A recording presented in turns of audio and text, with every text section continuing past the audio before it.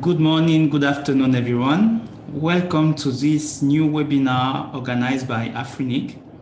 The topic of today is deploy IPv6 to end nodes in enterprise. And it will be presented by Bashir Angode. So welcome to everyone and welcome Bashir. You have the floor. Thank you, Willie. Welcome, everyone. And just to mention, this will be the last English webinar of the year, and it's been great, and hopefully we'll continue doing great things. So before we move on, tell us in the chat section where you're joining us, and if you can hear us clearly, just to confirm that everyone can get us.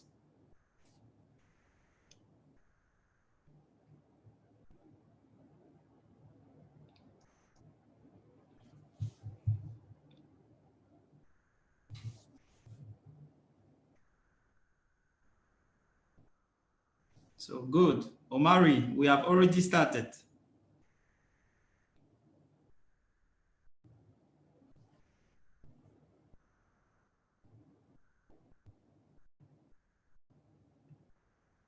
Very good.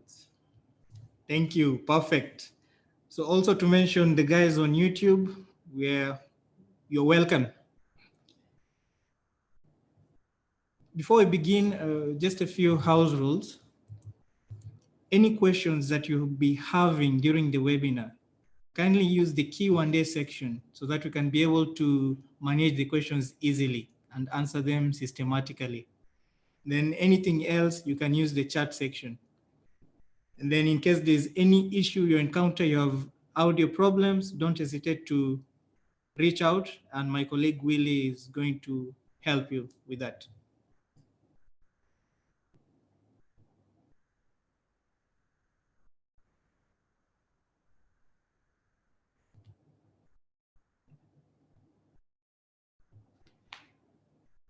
The purpose of this webinar is to look at how to deploy IPv6 to end nodes in enterprise networks.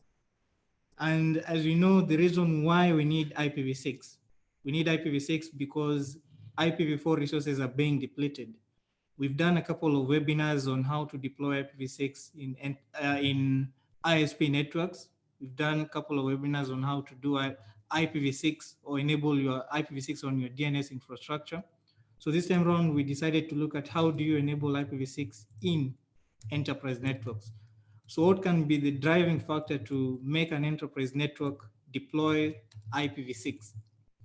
Of course, apart from limited IPv4 resources for large enterprises, for other enterprises, remember that providers and content providers, that's ISPs and content providers, are moving to IPv6 only networks and doing translation for IPv4 requests. So it means that if you have IPv4 in your enterprise network, at some point in the future, you're going to be accessing resources that are IPv6 only, and it means that you're going to be using translation. So a driver for IPv6 deployment in your enterprise network will be having native IPv6. That's in the future. And then, of course, as we usually say, deploying IPv6 is not a 1 month thing, 2 month thing. It takes time. And the earlier you start, the better. The earlier you start, the earlier you'll get to notice the errors, the issues that are there, and solve them. The first thing that we need to look at is, just as a precursor to our webinar, to the session, what needs to have been done before you get to deploying IPv6 to the end nodes. And then a focus of the webinar today will be focusing on, we'll start by looking at what needs to have been done. And some of these things we've done webinars on. And then we look at neighbor discovery, a key component of IPv6. And then we look at provisioning mechanisms. And then afterwards, we look at security concerns that can arise from IPv6 deployment in your enterprise network and how to mitigate those security concerns. In terms of what needs to have been done, the first thing that you need to have is you need to have your prefix. So for your prefix, you can get your prefix from directly from the RIR, that's AFRINIC. You can also get the prefix from your upstream. Normally for an enterprise network, you qualify to get /48. Then after you get your prefix, the next thing that you need to do is announce the prefix or advertise the prefix. Then we also recommend you do an infrastructure audit, because you need to know what devices support IPv6, what devices don't support IPv6, and the next course of action that you need to take. After doing that, you also need to do an address plan. So you need to know, for all my VLANs, what prefix am I going to assign to these VLANs or configure to these VLANs? For the various segments in your network, what prefixes are you going to use? So you create an address plan and also document that address plan or implement that address plan in an IPAM. Remember, for IPv6, it's not feasible to use spreadsheets. So we recommend that you use an IP address management system. Then for this webinar, we also assume that you have your VLAN prefix routed. So for all these steps, we've done webinars before, covering all these in detail. And you can check out our YouTube channel, AFRINIC IP Academy, for the previous webinars, and then you can get up to speed.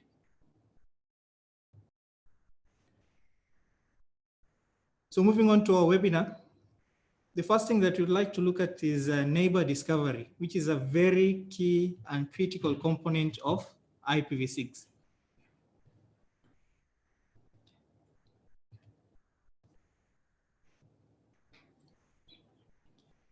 Throughout the webinar, we want to make the webinar as very engaging as possible. So we'll be doing a couple of quizzes here and there. This is the first quiz that I'd like us to participate in, and it will also help me test to see whether my setup is working correctly. It's quite a straightforward and simple question. So to participate, go to menti.com,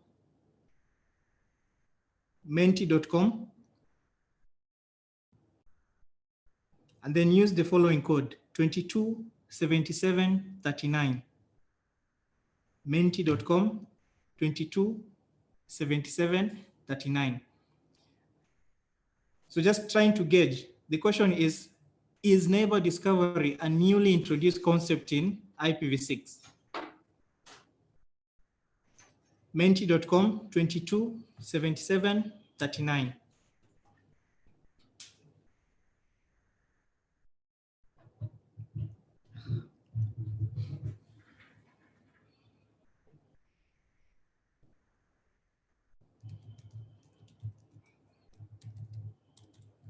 So we have 16, 18.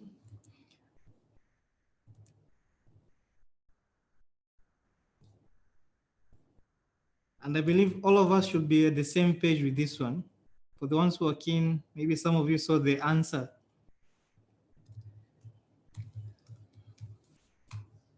So you can make your selection.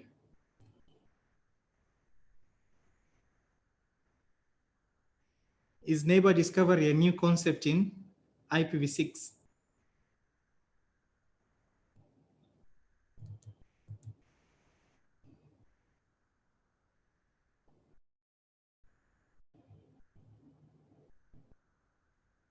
This is interesting. So no one said not sure, which is also somehow good.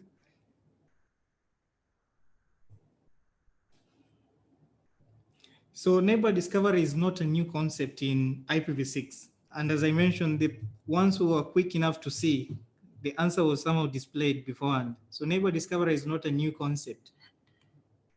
When you talk of neighbor discovery, it's made up of various components.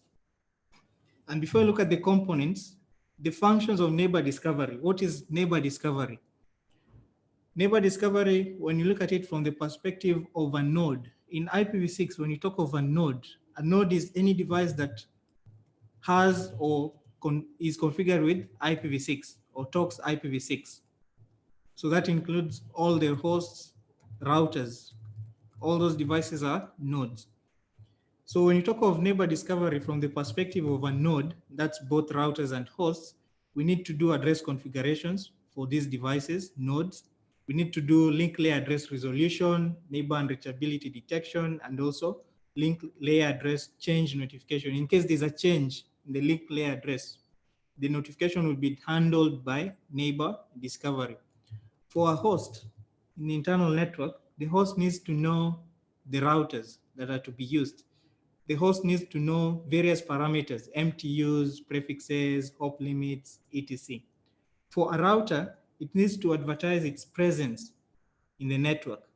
And then it also needs to advertise prefixes to devices connected to it. And then also redirecting hosts to better next hop. So all these functionalities are handled by neighbor discovery. So if you look at neighbor discovery, it's not new to IPv6. We've had various components, ARP in IPv4, RDP, and also redirects are available in IPv4. So neighbor discovery on its own is not totally new. Then neighbor unreachability detection is new to IPv6. We don't have that in IPv4. Neighbor discovery uses 5 ICMPv6 messages.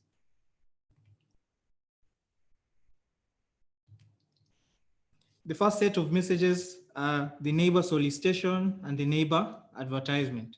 So if you have a device in your network that's a host and it wants to know about any other device, so this can be a host, it can also be a router, we'll use neighbor solicitation. So a neighbor solicitation is done, and then the other device will respond by a neighbor advertisement. If I want to do link layer address resolution, trying to get the MAC address of another device, I'm going to send out a neighbor solicitation. The other device is going to send out a neighbor advertisement with the link layer address. The other set of messages, we have the router solicitation, router advertisement. So you are looking for the routers. So the router solicitation will come from the hosts and can also come from the routers. So the host is trying to know what routers am I connected to, or what routers are available in the network. Then the routers are going to send back a router advertisement. Then finally, we have the redirect messages, whereby the redirect message which redirects hosts to better next hop. So if you're in internal network, you have several routers and there's a better next hop to get out to the internet. So the redirect message is going to be sent telling the host that there's a better option to get to the internet. Don't use me as a router, use another router to do that. So basically, these are the 5 ICMPv6 messages. When you look at the message itself, the format of the message, so we'll have the base IPv6 header. And in the base IPv6 header, we have the next header field. In IPv4, the next header field used to be the protocol field. In IPv6, we call it the next header field. It will point to the message, the ICMPv6 header. And then inside the ICMPv6 header, you'll have the message type, and then you'll also have various options based on the message type. So the options can range from the source link layer address, target link layer address, prefix information, maximum the MTU route information, and DNS information. So you have the base IPv6 header, and then inside the base IPv6 header, we point to the upper layer, that's ICMPv6. And then inside the ICMPv6 message, we have the various message types. So in this case, we've looked at the router advertisement, router solicitation, router advertisement, neighbor solicitation, neighbor advertisement, and also the redirects. So those are the message types. Then for each of these message type, we have options. And then various message types will have various options. So just by looking at the messages on the screen, so you can be able to see that the router advertisement is the most robust of all these messages.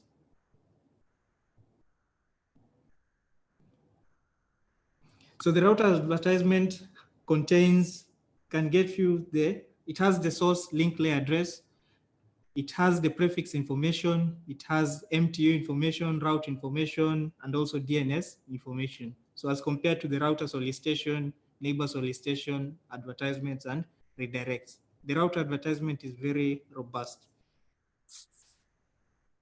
So looking at neighbor advertisements. So this is just a sample packet capture of a neighbor advertisement.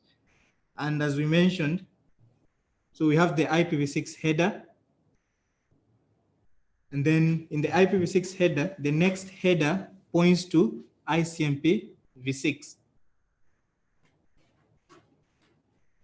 And then we have the ICMPv6 header, which lists the type of message, and then the type of message. And then we also have inside the ICMPv6 message, we have the flags, various flags. So for example, for the message that we see currently, you'll notice that it's from a router. The router flag is turned to 1. And then it's solicited. So remember, this is a neighbor advertisement. So this is it's sent as a response from a neighbor solicitation. That's why we have the solicited as 1. And then the target. So the target in this case is a link local address. And from looking at this packet capture, you can be able to tell that you can know the purpose of this message. So for this message, it's being sent as a request for the link layer address. So a device sent out a neighbor solicitation trying to know the link layer address. And then this device sent back a neighbor advertisement with the link layer address.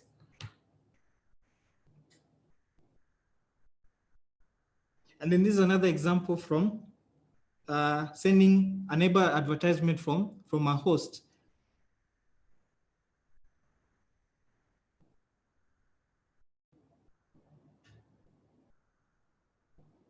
So from the host, you can be able to see that the first example that we mentioned, that we saw, this is coming from a router. And then the target has the link local address, which is being sent to a host that requested to know what routers are available in the network. So the link local address in IPv6, the default gateway is usually the link local address of the router. So the router is responding with the link local address. And then for this example, the same thing. We have the IPv6 header, and then we have the ICMPv6 message, which is a neighbor advertisement. And then this time around, it's not coming from a router. And then it's solicited. So there's a device that solicited for this information by sending out a neighbor solicitation. And then from this example, again, you can tell what type of activity is going on here. So just by looking at the target.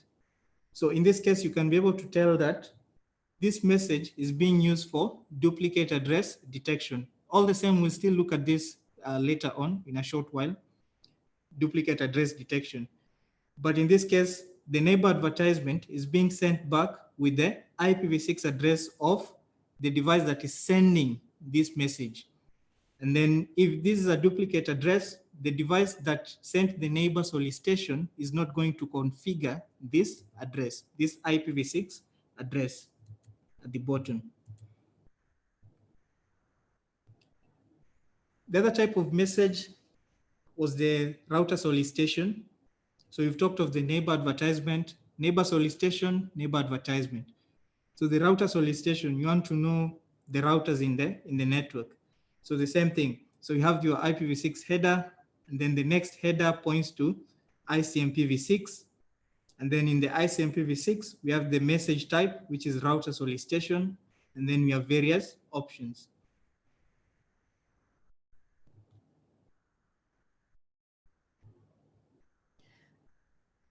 Then after receiving the router solicitation, the router is going to respond back with the router advertisement.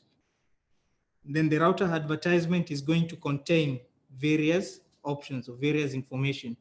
So for example, the link local address of the router, this is going to be configured as the default gateway of the host. Then the destination will be sent to all nodes, multicast address. Then if you look at the various options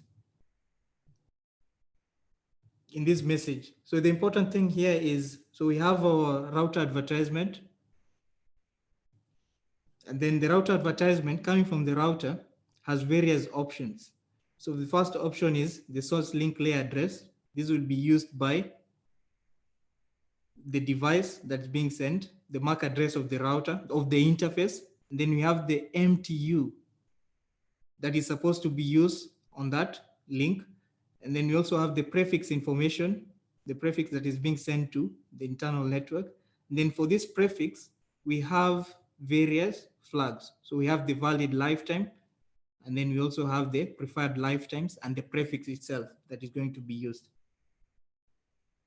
So that's a sample router advertisement message. The other type of message is the redirect message.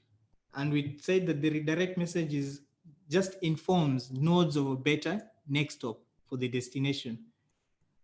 And then for this type of message, it will just be sent from the link local address to the specific IP address of the requesting node.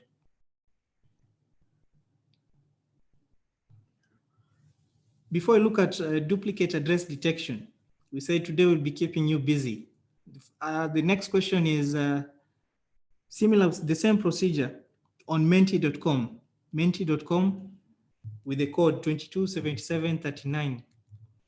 The next question is duplicate address detection, or DAD, is not done for which of the following addresses?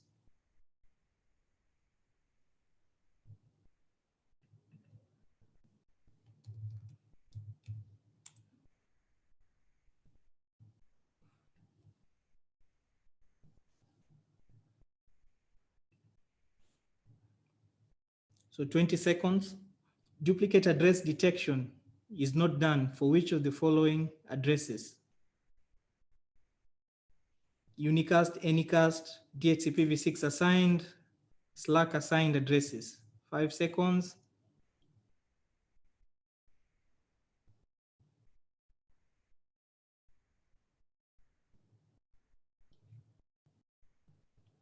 So we had quite a balance of the options, but most of us said Anycast addresses. So duplicate address detection is not done for Anycast addresses. Duplicate address detection is done for all addresses, be it unicast, be it. So if you configure an address manually on your device, duplicate address detection still needs to be done, because there is a possibility that the address you've configured might be duplicate. Maybe another device got the same address from SLAAC or from DHCPv6.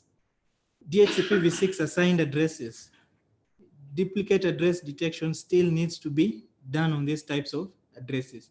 So remember, for the Anycast addresses, these addresses are not different from unicast addresses. It's just that they are configured in different, the same address is configured on multiple interfaces or multiple devices. So we cannot do duplicate address detection on these addresses, but everything else, that has to be done.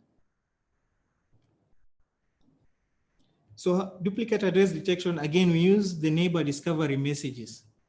And if you remember, we said we'll be using the neighbor solicitation and neighbor advertisement. So we have the first device configures that address. The device in green already has this address.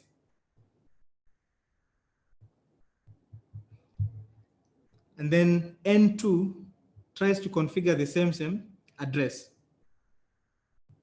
So what happens? When N2 configures the address, it will send out a neighbor solicitation. Then the destination is going to be the solicited node multicast address. These are multicast address which all devices or all IPv6 addresses have corresponding solicited node multicast addresses. So that's going to be the destination. And then look at the source. The source is going to be unspecified. That is the colon, because currently the device does not have an IPv6 address. So the source is going to be unspecified. Then the target is going to be the address that we're trying to resolve, or the address that we're trying to check whether it's duplicate. When N1 receives that neighbor solicitation, it's going to respond with a neighbor advertisement. And the neighbor advertisement will come from N1, and then the target will have that IPv6 address that N2 was trying to configure. Then once N2 receives the neighbor advertisement, the address is not going to be configurable on this device, and other methods need to be used to configure another IPv6 address.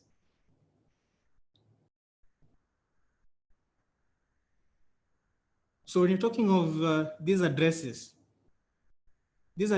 have states, right? So the initial state of the address is tentative. We've just talked about duplicate address detection. So the device configures an IPv6 address. So the moment the IPv6 address is configured, that address is tentative until duplicate address detection is done. So if duplicate address detection is done and passes, meaning that we don't have a duplicate, the address is valid. If duplicate address detection fails, the address is duplicate and we cannot transmit or receive any traffic using that address. So for the valid addresses, a valid address will have the preferred lifetime. If the preferred lifetime is greater than 0, that address is preferred, and we can transmit and receive for any new connections. We can transmit and receive.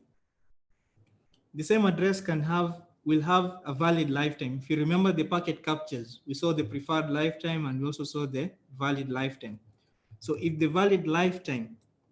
preferred lifetime is not greater to 0, remember we said that if it's greater to 0, the address is preferred for new connections, both transmitting and receiving. If the preferred lifetime is not greater to or is not greater than 0, we look at the valid lifetime.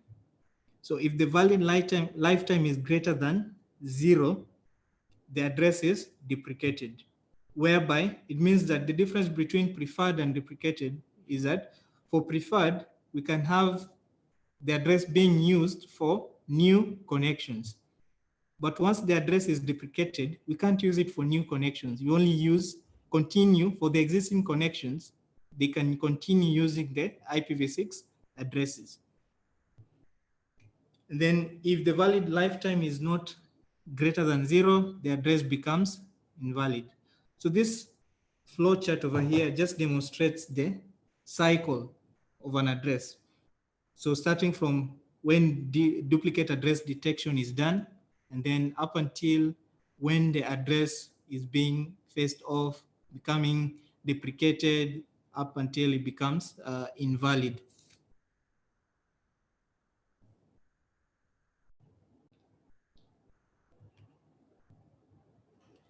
The other function of neighbor discovery.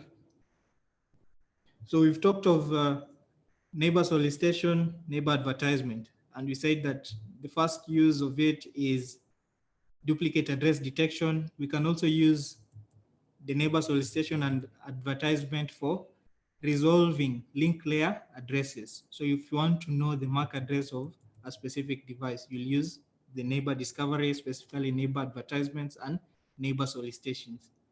So in this example,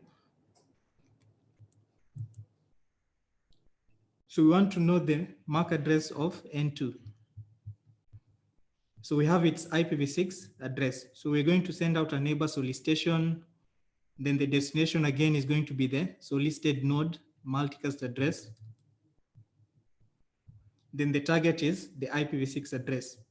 Then N2, the device in green, is going to respond back to N1 with the MAC address, or with its MAC address in the target. And N1 is going to use that MAC address in communication or in building up the packets or the frames, to be exact.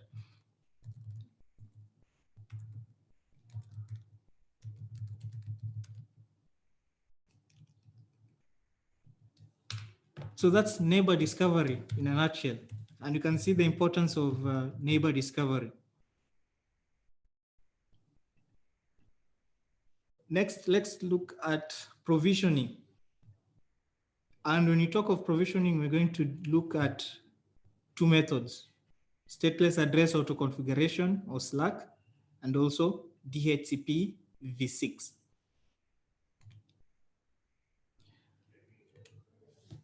Provisioning requirements for a host in your network. The host needs an IPv6 address. It needs default router information or the default gateway information. Then it also needs DNS server or DNS information. So as usual, we have a small quiz. In IPv6, how do hosts get default gateway information?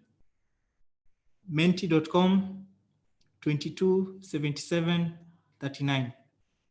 In IPv6, how do hosts get default gateway information?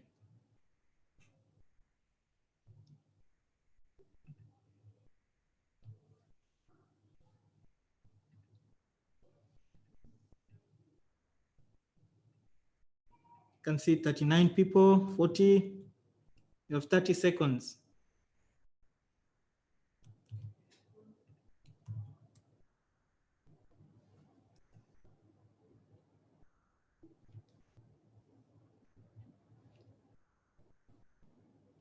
$24, $25.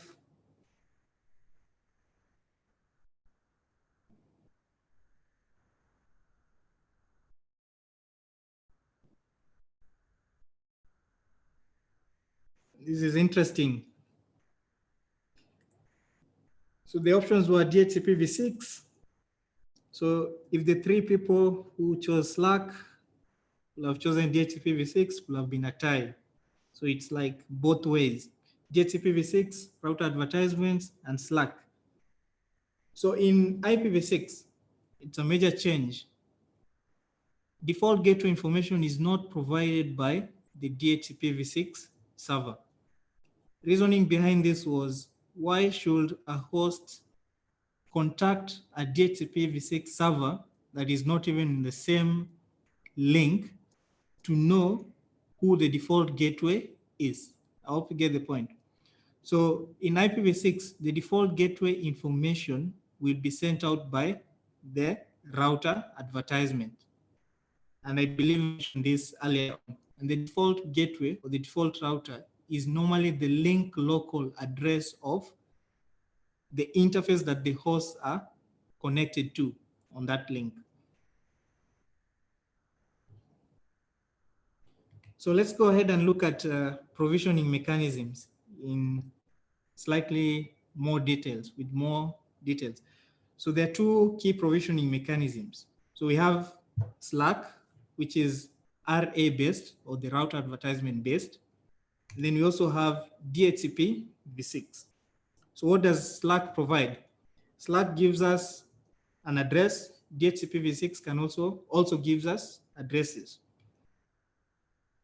SLAAC can also give you DNS configuration. DHCPv6 will also give you DNS configuration. Default gateway, this is done via the router advertisements in SLAAC. Then DHCPv6 can also give you a delegated prefix. This is when you are, in case you're a provider and you want to delegate a prefix to a customer. Then it can also give you other information. So something key to note at the bottom, Microsoft Windows does not support DNS via RS. So there's a latest release in Windows 10. Windows 10 actually supports the creators update. I think Willie will post the specific in the chat section, the specific version. So it supports DNS, receiving DNS information via router advertisement. So it means that if you have anything other than the Windows 10 creators update, you'll need to think of a way of providing DNS information other than using the RA or the router advertisement.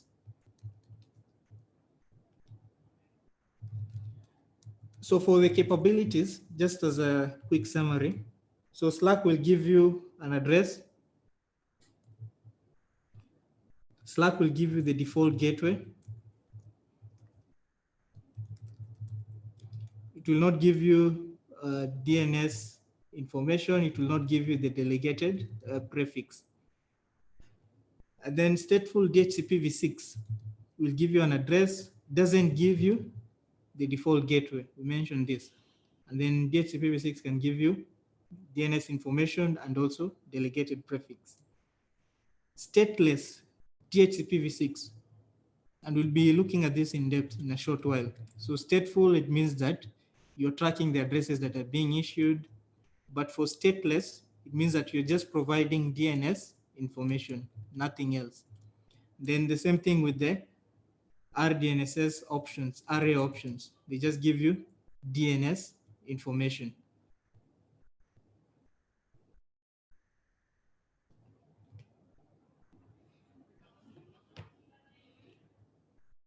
We talked of the router advertisement messages, and there are various important flags which are important in this router advertisement messages.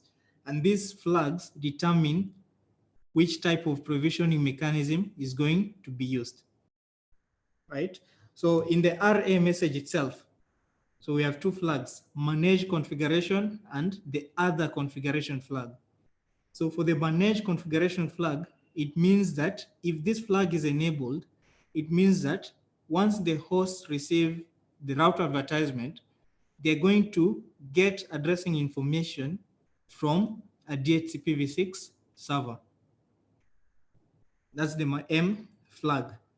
Then the O flag, other configuration flag, which is in the RA message, means that the device, once the device receives the message, the router advertisement, it's going to get other information, that is DNS information and other information from another device or from a server somewhere. And then in the prefix information, right, within the RA. So the RA message itself can give you manage, can tell you how to get the address. Do you auto-configure? Do you get the address from DHCPv6, or do you get DNS information from a DHCPv6 server? Then in the message itself, we have options, right? So the options, we have two options, the on link and the A options, which is used for flag.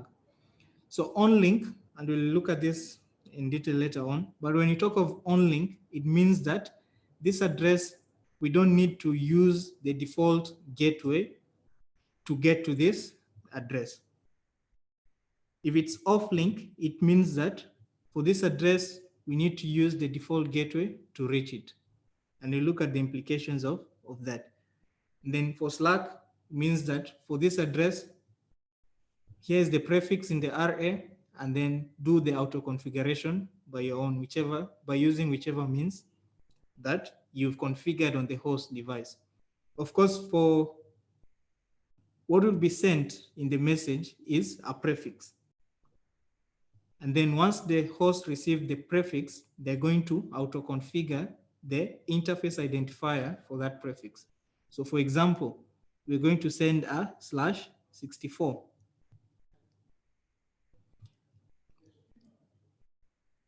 And then once the host receives this /64, it's going to fill in the last 64 bits using various methods. You can use EUI64, you can use temporary addresses. EUI64, you will see the FFFE.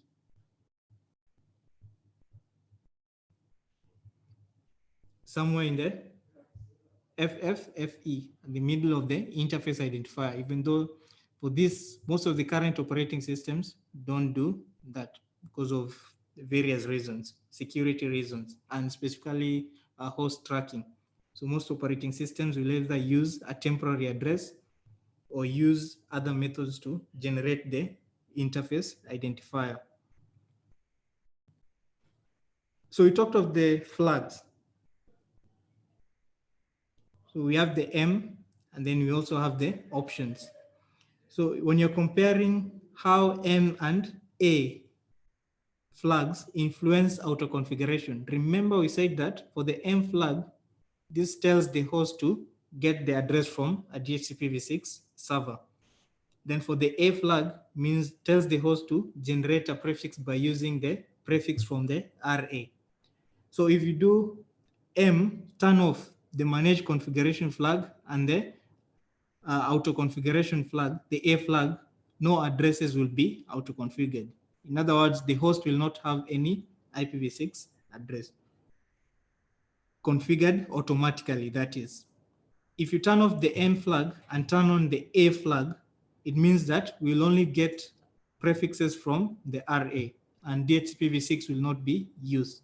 If you turn on both the M and the A, it means that we're going to get an address from DHCPv6, and we're also going to get an address from SLAAC or from the router advertisement. If you turn off the A flag and turn on the M flag, it means that we're going to get the address from DHCPv6. Remember, in IPv6, an interface can have multiple addresses. Of course, for this to work, not to assume anything, the host must be set to obtain addresses automatically. That must be done on the host. Then all hosts will always generate and use a link local addresses. Link local addresses will always be there by default.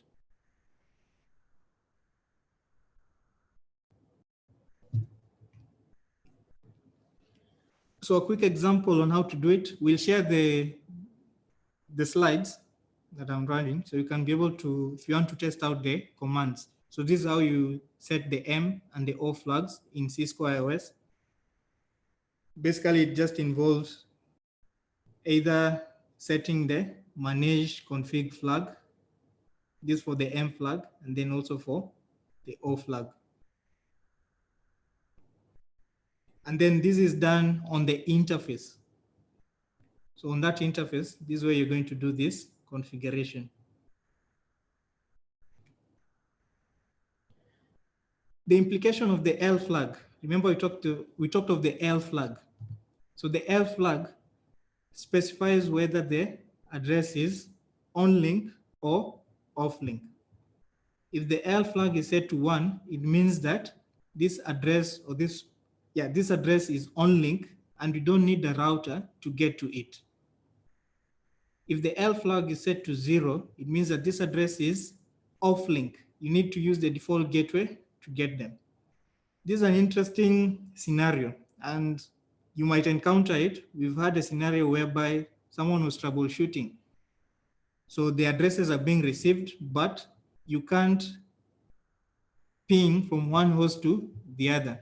So apparently the L flag, when the router advertisement message is being sent, the L flag was set to 0, meaning that for each address, basically each address is sort of like in its own VLAN. You can't communicate with any other. As much as they're in the same prefix, communication cannot be done with other devices because of this flag. So it influences or enforces a per VLAN or private VLAN-like behavior on the subnet. So always take note of that in case you encounter a situation whereby the devices have prefixes or have addresses but can't reach each other. It might be the L flag is set to 0. And of course, by default, link local addresses are always treated as on link by default. They're always treated as on link. So how to manipulate the L flags? So again, as I mentioned, we'll share the slides, and then you can be able to look at the various commands in depth. But this is how you do it on Cisco. So you'll specify the prefix and then use the command no advertise. So this is for turning off the A flag. So it means that for this prefix, it's not going to be advertised to the hosts in the route advertisement message. And then the second line, you can see how to make the address off link or on link.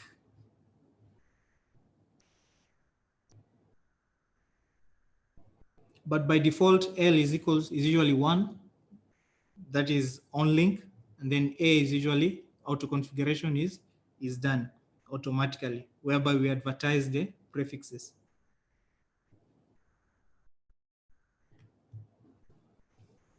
For DNS information, provisioning the DNS information. So you need to send the recursive DNS server and also the domain search lists. So in this scenario, we can get the information either from the DHCPv6 server, sending the M flag to 1.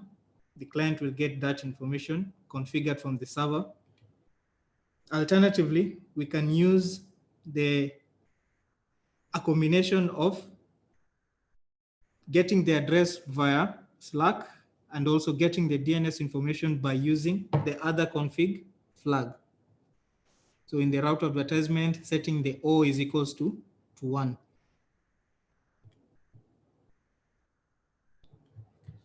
So if you're using your fast hop router to provide DNS information, so you can use, if the fast hop router supports, if the host supports RFC 8106, you can use the fast hop router to provide that information to the host. If the host does not support RFC 8106, you use other mechanisms on the right. So either you set the O flag to 1 or you use the manage configuration flag to provide DNS information.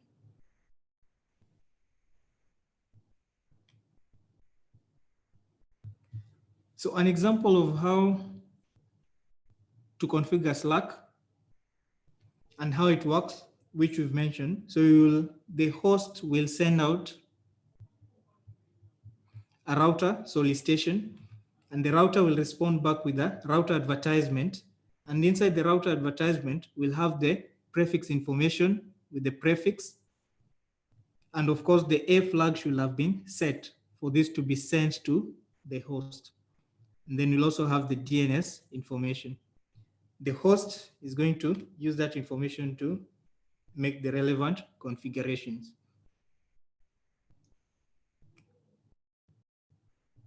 So how to do it on Cisco? Simple. You just, as long as you enable, because remember we said in Cisco, the A flag and the L flag is automatically enabled. So what you need to do is enable unicast routing, and then on the interface, configure an IPv6 address and enable that interface. That's what you need to do.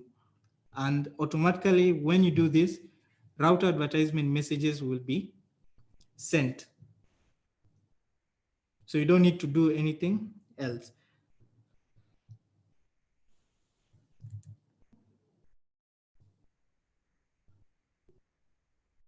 Before I look at DHCPv6, so again, as usual, we have a small quiz just to jog our minds.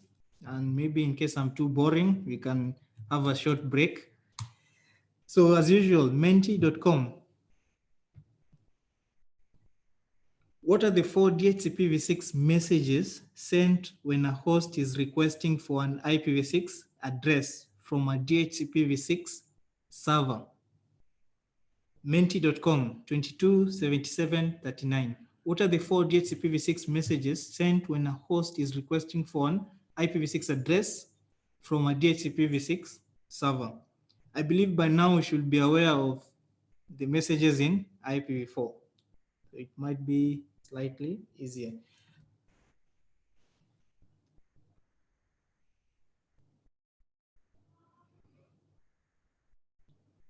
Menti.com 227739.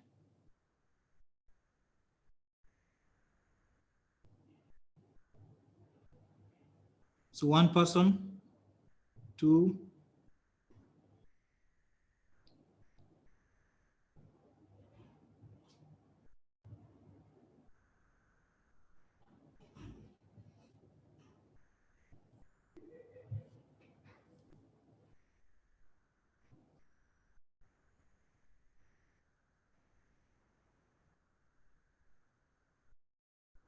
26 people.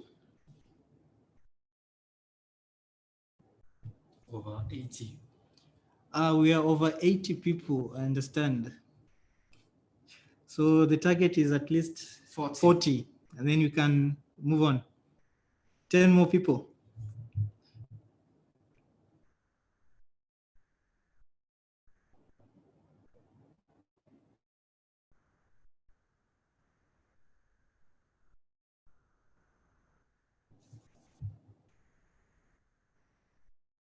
Six more to go.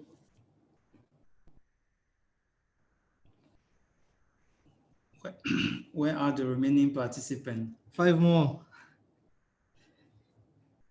Menti.com.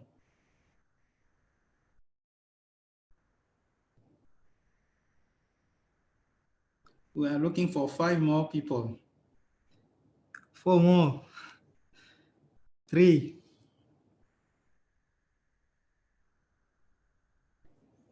3 people to help us to move on. If you haven't voted, kindly select an answer. 4 messages sent when a host is requesting for an IPv6 address from a DHCPv6 server.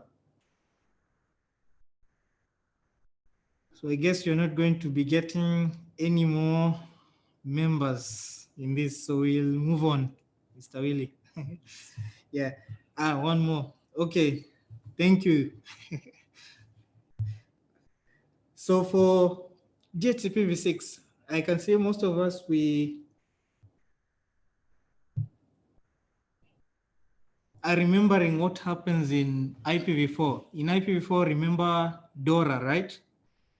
Discover, offer, then request, and whatever. So in DHCPv6, we still have 4 messages, and actually the sequence is the first 4 of them: solicit, advertise, request, and reply. So those are the 4 messages. So we don't have discover, and we don't have offer. And maybe something worth mentioning, because I believe maybe I forgot, in IPv6, we don't do broadcast. There are no broadcast messages. So we only use multicast messages for communication. It's much more efficient that way, rather than using broadcast messages. So we'll move on. So we'll first look at stateful DHCPv6. And in stateful DHCPv6, you will configure DHCPv6 server, configure a pool, and from that pool, you specify a range, some range of addresses that are going to be issued out to the devices. Remember, we've looked at the stateless auto configuration, SLAAC. So on the first hop router, on the interface connecting to the hosts, configure an IPv6 address, and then router advertisement messages are sent periodically or in response to a router solicitation message. And then the host will be able to get an address from the first hop router, which is that. So for the DHCPv6 stateful, the first thing that will happen is the host will send out a router solicitation as usual, right? Neighbor discovery, router solicitation. Then the router is going to send back a router advertisement. And I believe by now we should have a hint of what is in the router advertisement. So the router advertisement is going to have the M flag set to 1. And of course, you'll have configured this beforehand. We'll show you how to do that. So the M flag is set to 1, telling that the host to use a DHCPv6 server to get the address information. After the host receives the router advertisement, the host is going to do a solicit, DHCPv6 solicit message. So the solicit message is a multicast message sent to all DHCPv6 servers and relays. Then the DHCPv6 server is going to respond with a prefix. So it's going to send out an advertised message. So remember, at this point, the prefix is not yet configured. So it's just going to advertise. And if you have several DHCPv6 servers, they're going to advertise a prefix to the host. So he's going to advertise the prefix and also DNS information. And then the host is going to send back a request message saying that I'm requesting for this prefix. Remember, like I mentioned, the host might receive several advertised messages. So he's going to request for the prefix. And then the DHCPv6 server is going to respond back with a reply back to the host. So the reply is just to confirm that this IPv6 address has been assigned to you and you can go ahead and use it. So those are the 4 messages that are sent in DHCPv6. Then the address will be configured together with the DNS information. So remember, this is stateful DHCPv6. So the DHCPv6 server is going to have an entry of who has what address, what IPv6 address. Then for the stateless, if you remember for stateless, we said that this is only if you want to get other information from the DHCPv6 server. The example we gave was DNS information or DNS parameters. As usual, router solicitation will be done. Then the first hop router will respond with a router advertisement. The router advertisement will contain the prefix that's going to be configured. And then the router advertisement is also going to notify the host for other information to contact a DHCPv6 server. So the O flag will be set to 1.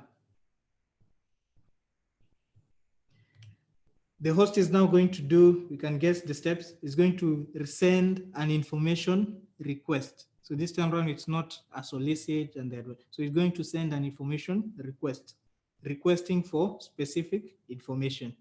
And the DHCPv6 server is going to respond back with the DNS information, the DNS server information.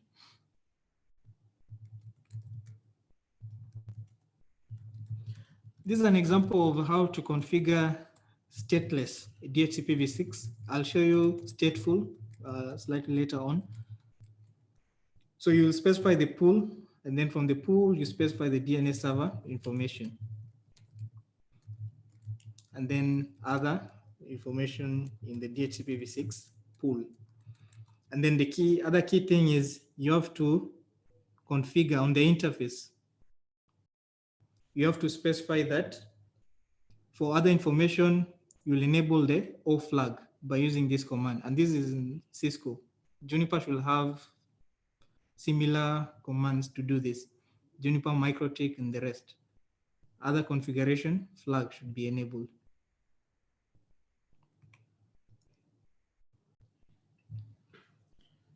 So after doing that, we've looked at the provisioning mechanisms. We looked at SLAAC, we looked at DHCPv6. And there's also one which we forgot, which is manual or static configuration. So you can also do static configuration as usual. So which provisioning mechanism do you choose? So looking at the various operating systems, so you have Android, Linux, Mac, Windows. So they have all of them, you can do manual configuration. Then for Android, Android does not support DHCPv6.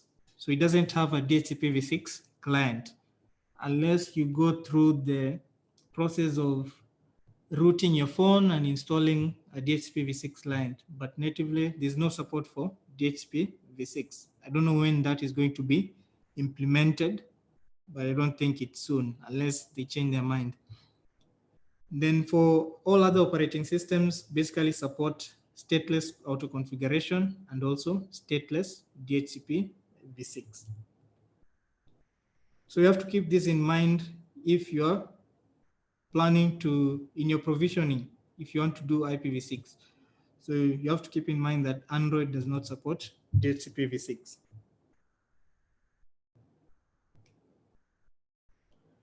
So if you go to this link, we'll still share the slides, like I mentioned. you'll be able to see the detailed list of operating systems and what they support, what they don't support. So we have a lot of operating systems with details on what is supported. But most operating systems will have IPv6 enabled by default. But what exactly is supported, check out the link.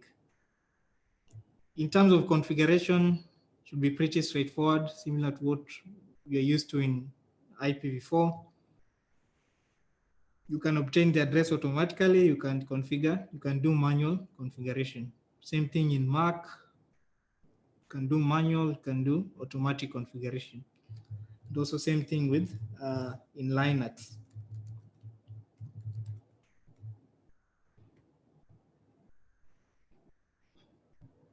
Then something to note is transition, because at some point you're going to have IPv6 only networks. So it means that we have to do some form of translation by default. So remember, when you talk of IPv6, I usually say we don't do migrations. That is currently, right? I usually like using the word transitioning to IPv6, because if you're talking of migration, it means that you're turning off IPv4 completely and just using IPv6. So it's better to say transitioning. So transitioning, it's gradual. So we'll be enabling IPv6 gradually, starting with dual stack. And then once you do dual stack, you can now move to IPv6 only with a combination of various translation or transition mechanisms, NAT64, 464 XLAT, and the rest. For this, we have on our YouTube channel, we have a detailed webinar on transition techniques. So you can follow that on our YouTube channel.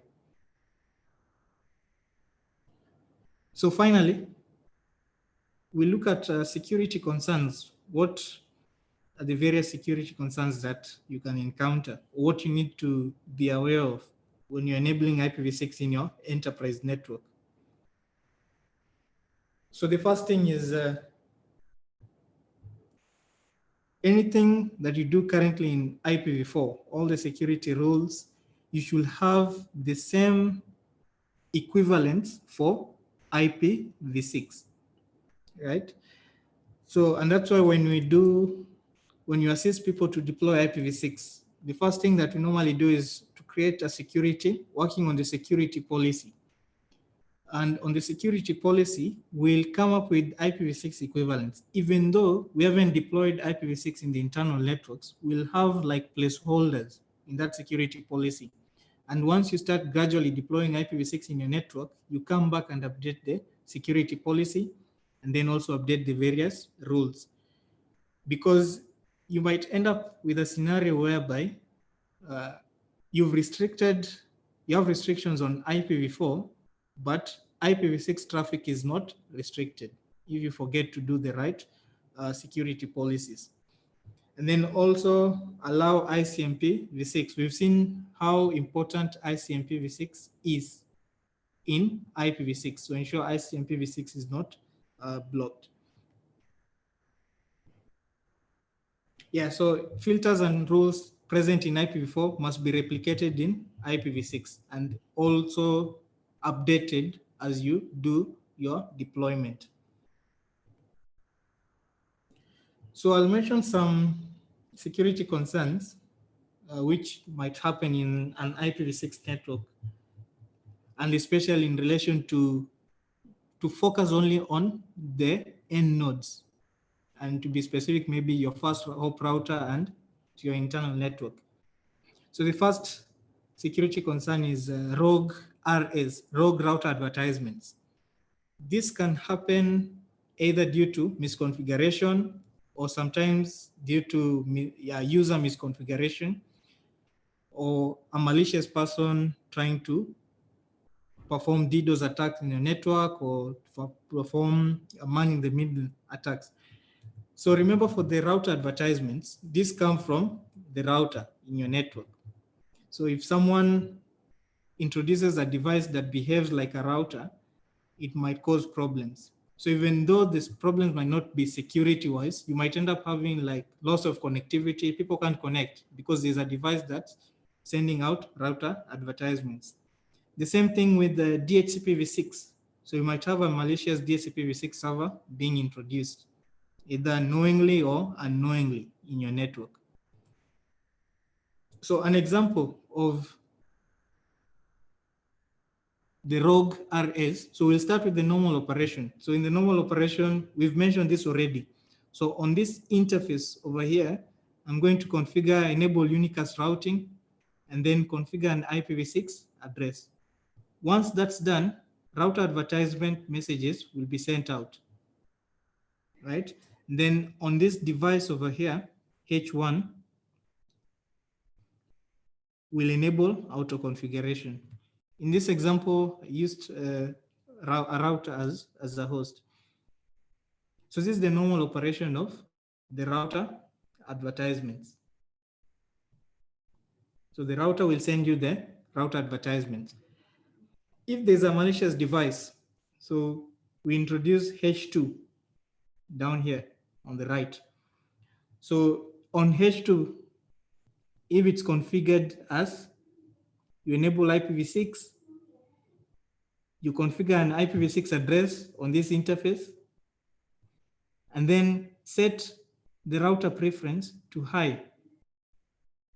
Because by default in Cisco, the router preference will be medium. So it means that this router will be preferred over the other routers. Router advertisement will be sent out to the device, to the switch, and forwarded to the host. And because this router is more preferred, traffic is going to flow from this host to this router over here, R2. So you can see the problem, right? So how do you, before we look at how to counter that, we also talk of DHCPv6. In DHCPv6, we have the normal operation whereby the host will send a solicit message. This will be the first message. Then the DHCPv6 server will send out an advertised message. Then the host will send a request. Then the DHCPv6 server is going to send back a reply. What if you introduce a malicious device or a rogue DHCPv6 server? Let's call it malicious DHCPv6 server. So it means that the host is going to send the solicit as usual. And then this device can also send back an advertised message back to the host. Then the host is going to request for the prefix from this device over here, R2. So you can see the problem. So to solve the problem, there are various ways you can use. You can do manual host configuration. That's the safest way in IPv6. But again, we know the challenges in doing manual configuration. You can't start doing manual configuration on 50 devices, even 20 devices. It's hectic. So the other option is to implement RA guard and or DHCPv6 guard. So for RA guard, this protects us from the rogue RAs that we mentioned earlier on, the router advertisements.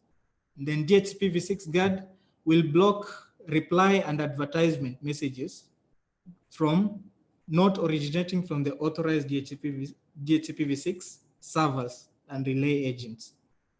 So let's look at how it works and how you configure it. So for the RA guard on the switch, remember these configurations are done on the layer 2 devices. Once the switch receives the various messages, it's going to inspect and check. So on the switch, you're going to configure a policy,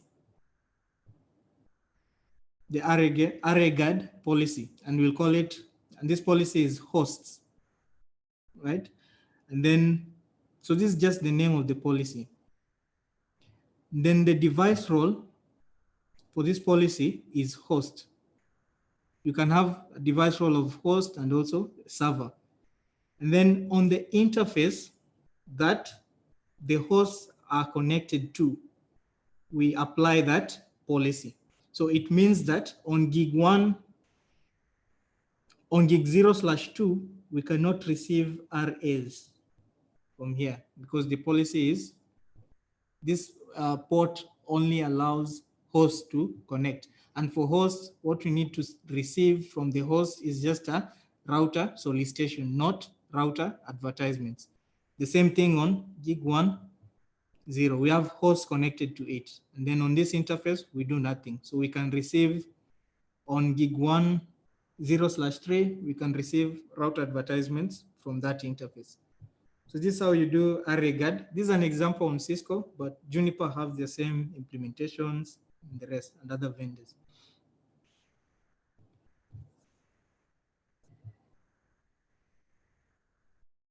So to protect the DHCPv6 server, again, against malicious DHCPv6 servers, so for this slide, just displays how you configure DHCPv6. You have your pool, you have the prefix, then on the interface, so this is on R1. So on gig 1/0, we're going to specify that this interface will be is a DHCPv6 server. To configure DHCPv6 guard on the switch, again, you'll do a policy with the name DHCPv6, DHCP server, and then the device role is server, and then apply the policy. So in this time around, we have two policies. We have the server, and then we also have the client policy.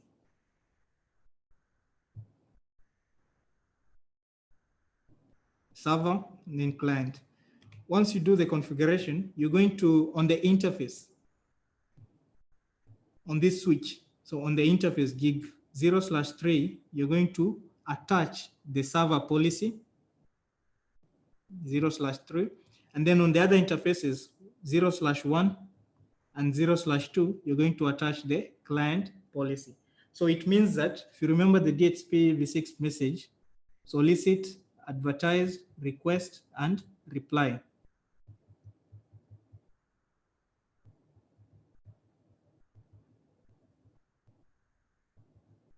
And reply. So it means that from the server can only send out the advertise and replies. And then from the clients can only send out solicit and request messages from those ports.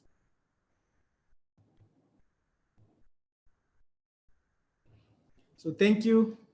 And any questions? Yes, yes, we have a question in the Q&A from Erasto. He was asking, how does IPsec related with IPv6?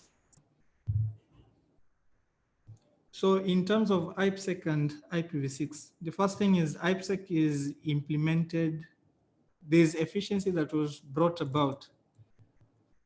The first misconception is, or the first myth is that people say IPv6 is more secure than IPv4. It's a lie. IPv6 is not more secure than IPv4. So it's just that you can do IPsec within the IPv6 header itself by using the AH header and also the extension, the ESP header. So IPsec, in terms of IPv6, it's more, use the extension headers to achieve that or to implement it. But it's still the same thing as what we used to in IPv4. The only difference is that we're going to be using the extension headers to do that. Okay, another question from Eugene, but this time just in the chat section. Please use the Q&A section, but we'll answer to Eugene. His question is, what will be the best method to deploy IPv6 from a service provider level? Best method to deploy IPv6 from a service provider level. So just to think, because we've done several sessions on this. So for the service providers, the first thing that you need to do is, of course, have your prefix, advertise your prefix. And then once you advertise your prefix, you go to your core network, enable your IPv6 systematically. And then normally what we do in our case, when you're helping people with deployments, we ensure that they have IPv6 in a test VLAN somewhere. Meaning that once you have IPv6 in a test VLAN, you can be able to do all your tests before you start rolling it out to customers. In case you have challenges with management, because as of now, we've said that you start from the internet edge, announce your prefix, and then in your core, enable IPv6, get IPv6 to a test VLAN, do all your tests, then now start rolling out to customers.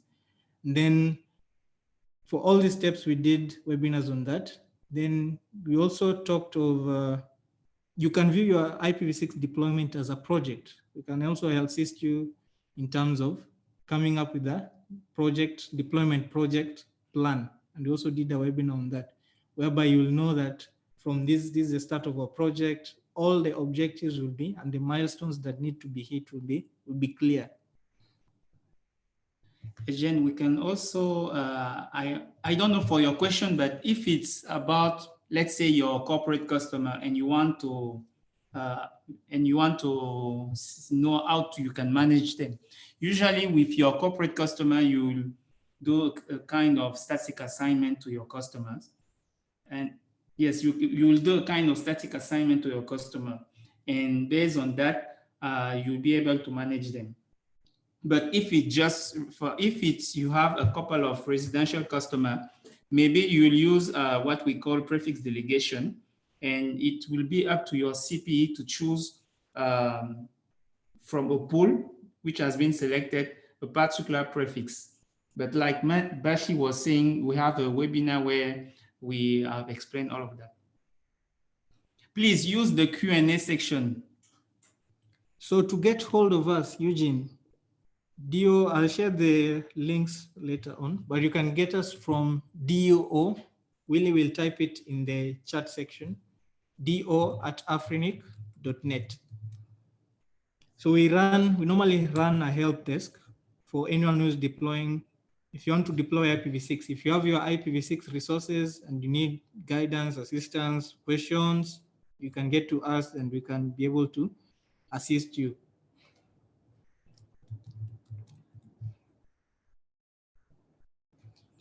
Then Yaya is asking any specific advice for NREN network admins and designers. Maybe your question is not enough. Maybe you need to clarify what you want exactly, because it's, yes, if you can clarify, please. Yeah, but the same concepts apply. I believe you can benefit from the ISP custom. We did an webinar on how to deploy IPv6 to ISP customers. But again, in terms of address planning, because now the members of the REN are your customers. So you are an ISP to this guys. So I believe the webinar on deploying IPv6 to ISP customers is the same. Okay, so yeah, usually you have to apply the principle for the principle we have for all the network operators. So maybe you can have a specific case, but usually it will be the same. Shekawil agrees as a question, I think. In security, when we deactivate router advertisement, we'll have issue with address auto configuration. Yeah, so remember when you said for auto configuration, we get the router is going to send out the RA with the various parameters, either the prefix and also the other information on how to get the prefix. So if you, of course, if you deactivate the RA, it's going to be, you'll have issues with address auto config. It's not going to work. Question from Felix. Do all router vendors support IPv6? Yeah, so that's a good question. And we've encountered this. Router vendors will say they support IPv6. And in how we work, we normally don't assume that the device supports IPv6. We go down and check the exact features. Of course, the vendor will happily say we support IPv6, but once you start digging in, some vendors, you'll notice that they'll tell you you'll need to purchase additional licenses to have IPv6, even though initially they told you that this device has IPv6, but for you to do some things, you'll need to do some additional licenses to get support for IPv6. So to answer that, you need to check. Cisco have a website, all the vendors have a website on which exact features are supported. So know the features that you want to implement and then verify that these features are actually supported. Part of our help desk, when you're helping people, we normally do audits, even though we know that most devices now, most routers support IPv6, we still do audits just to confirm that indeed really that device supports IPv6.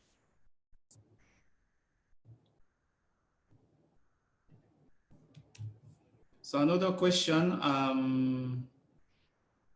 okay, any suggestion to get supplier, examples, SIP switch provider to start supporting IPv6 on their software without using 624 gateway?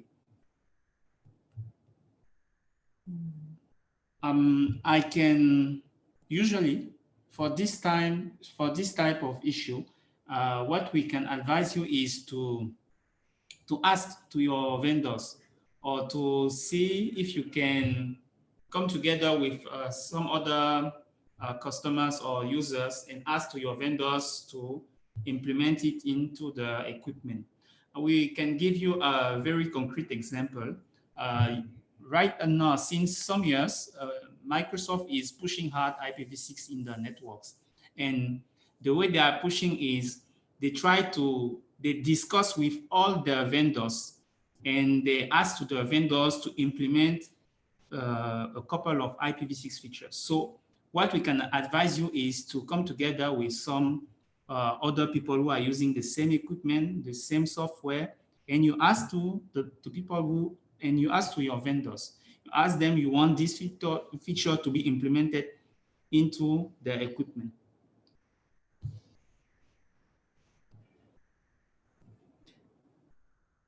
Is there a specific date when everything needs to be upgraded to IPv6? Is this like worldwide or?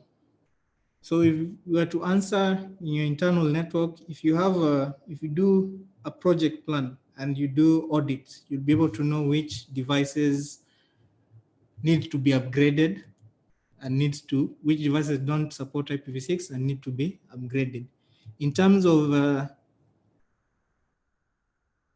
talking from a general perspective, I don't think there's any specific date when everything needs to be upgraded to IPv6, but most vendors now are supporting IPv6. In some countries, IPv6 is mandatory for some government departments, and it means that for vendors, they also need to ensure that devices support IPv6.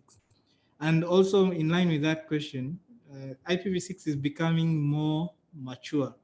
If you compare IPv6 now and IPv6, let's say 3 years ago, we still have issues. We're not saying that IPv6 is perfect, right? We still have issues, but with time, all these issues are being sorted out and the protocol becomes much more similar to what we're doing right now with IPv4.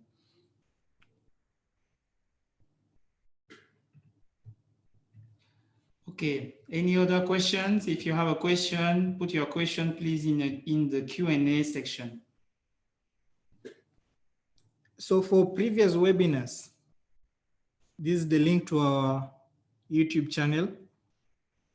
We've done quite a number of webinars ranging from address planning, auditing, project plan, DNS, deploying IPv6 to customers. So we've done quite a number of webinars. You can get that information from that link. Then for the help desk, if you have IPv6 resources and you need assistance with deploying IPv6, you can use the link to request for help from us. Then lastly, we have the certification. If you feel like you're a guru in IPv6, some of the topics we've discussed right now, which might be helpful, especially if you're troubleshooting and analyzing those packet captures, you can take our certification, IPv6 certification. So just head to 36.io and you'll see all the various certification tracks.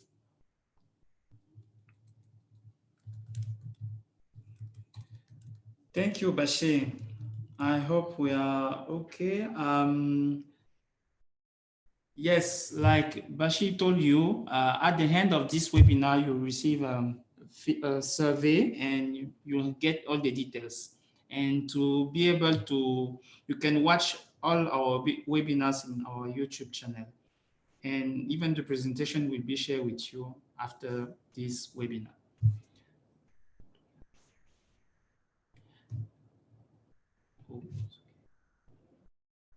Okay, so we thank you.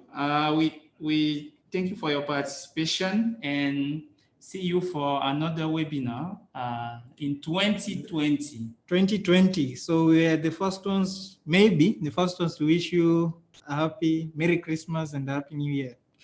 So see you in 2020. Thank you, Bashir. Bye-bye. Bye.